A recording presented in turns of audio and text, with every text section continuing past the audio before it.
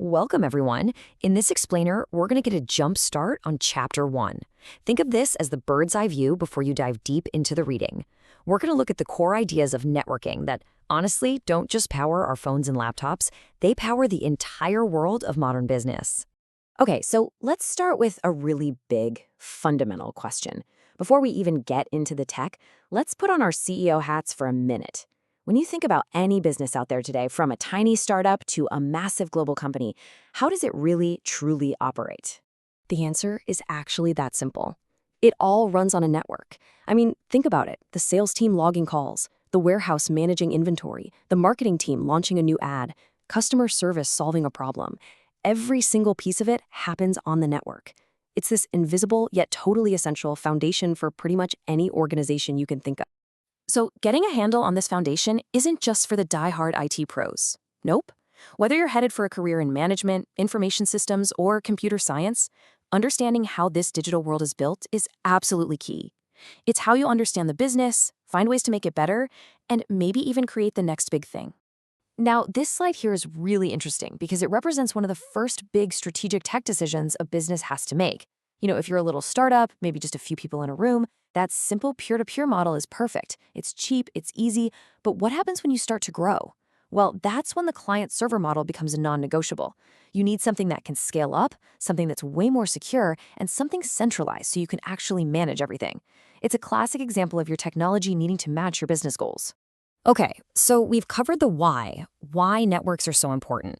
Now let's peel back the curtain a little bit and look at the how. How does this all actually work?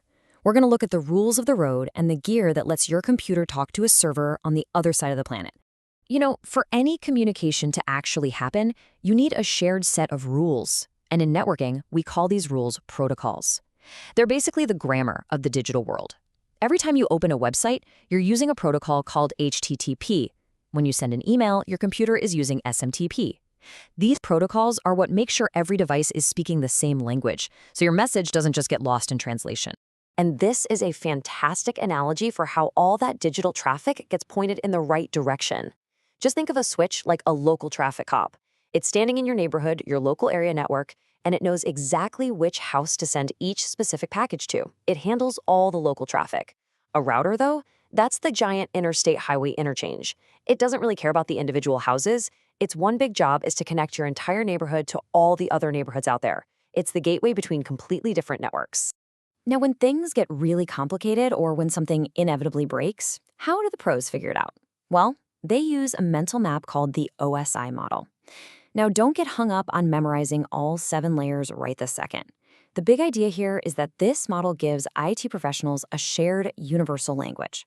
It lets them break down the super complex process of network communication into 7 smaller, manageable pieces to figure out exactly where a problem is.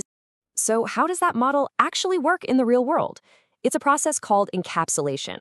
The best way to think about it is like getting a package ready for an international trip. Your data starts out as the payload, the actual thing you want to send. Then, as it travels down those OSI layers, each layer wraps it in another layer of packaging and adds its own shipping label, or header. It goes from being a segment to a packet to a frame until finally it's all boxed up and ready to be sent out as just ones and zeros over the airwaves or through a cable. Okay, let's connect all this theory to the real world. Because, let's be honest, knowing the concepts is great, but what really matters is how you can use this knowledge on day 1 of your first job, whether that's working at a help desk or as a junior network administrator. And here it is, the classic scenario. It's Monday morning, you get a call from a user, and they are not happy. I can't connect to the internet. Now, that single problem could be anything. A cable that's unplugged, a bad setting on their computer, or a server issue miles away. If you don't have a system, you're just guessing. This is where you get to be a professional. And this is that system. This 7-step model for troubleshooting is your playbook. It's what turns you from someone just randomly clicking things into a methodical problem solver. You identify what's actually happening, you come up with a theory, maybe using what you know about the OSI model, you test that theory, and then you follow a plan. This is the exact kind of structured thinking that professionals use to tackle network problems every single day. All right, so now you've got the map. You can see how all these ideas connect, from a high-level business choice all the way down to fixing a hands-on problem. So as you sit down to read the chapter, here's what I want you to really focus on to make sure this all sticks. As you're going through the material, keep asking yourself, why would a business choose one network model over the other?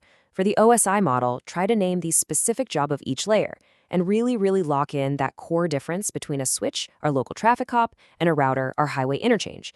But most importantly, try to picture yourself using that 7-step model to solve a real problem. When you connect what you're reading to these practical situations, that's when you really start to master it. So let's wrap this all up. Just remember, the network is so much more than just tech. It is the platform for pretty much all modern business and innovation. Understanding it isn't just a box you have to check for an IT career, it's like having a superpower. So the real question is, once you master this foundation, what are you going to build on it?